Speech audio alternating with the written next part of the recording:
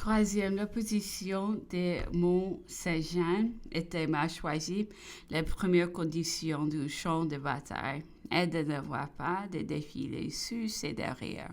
Pendant la bataille, le général anglais ne sut pas tirer parti de sa nombreuse cavalerie. Il ne jugeait pas qu'il devait être et serait attaqué par sa gauche. Il crut qu'il se serait par sa droite.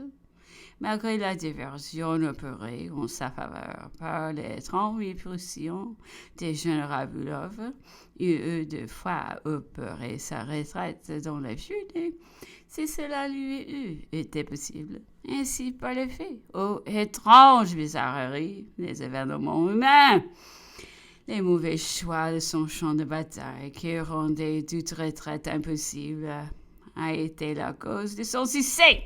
Neuvième observation du monde rare. Que devait donc faire le général anglais après la bataille de Ligny et le combat des quatre bras? La postérité n'aura pas de opinion. Il devait traverser dans la nuit du 17 au 18 la forêt de Soignes. C'est le chaussée de Charleroi. L'armée prussienne la devait également traverser sur le chaussée de Havre.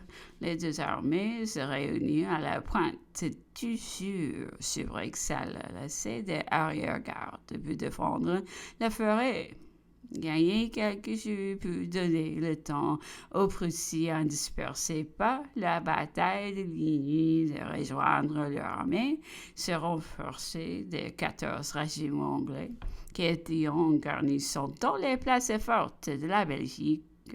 Ils venaient de débarquer à Ostende de retour d'Amérique et laissaient manœuvrer l'empereur défoncé comme il aurait voulu.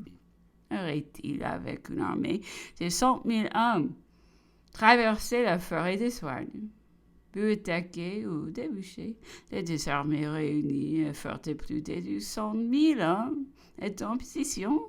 C'était certainement tout ce qui pouvait arriver de plus avantageux aux Alliés.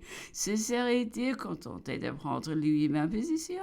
Son inaction ne pouvait pas être longue, puisque 300 000 Russes, Autrichiens, Bavarois étaient arrivés sur le Rhin. Ils seraient un peu de semaines sur le Marne, ce qui l'obligerait à courir au secours de sa capitale.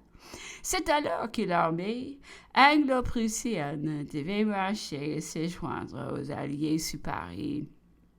Elle n'aurait couru aucune chance, n'aurait éprouvé aucune perte, aurait agi conformément aux intérêts de la nation anglaise. Au plan général, la guerre adoptée par Alliés est aux règles de l'art de la guerre. Du 5 au 18, le duc de Wellington a constamment manœuvré comme l'a désiré son ennemi. L'infanterie anglaise a été ferme et solide. La cavalerie pouvait mieux faire. L'armée anglo-hollandaise a été deux fois sauvée dans la journée par le Prussien. La première fois avant 3 heures par l'arrivée du général Bülow avec 30 000 hommes. Et la deuxième fois par l'arrivée du maréchal Blücher avec 31 000 hommes dans ces journées. 69 000 Français ont battu 120 000 hommes.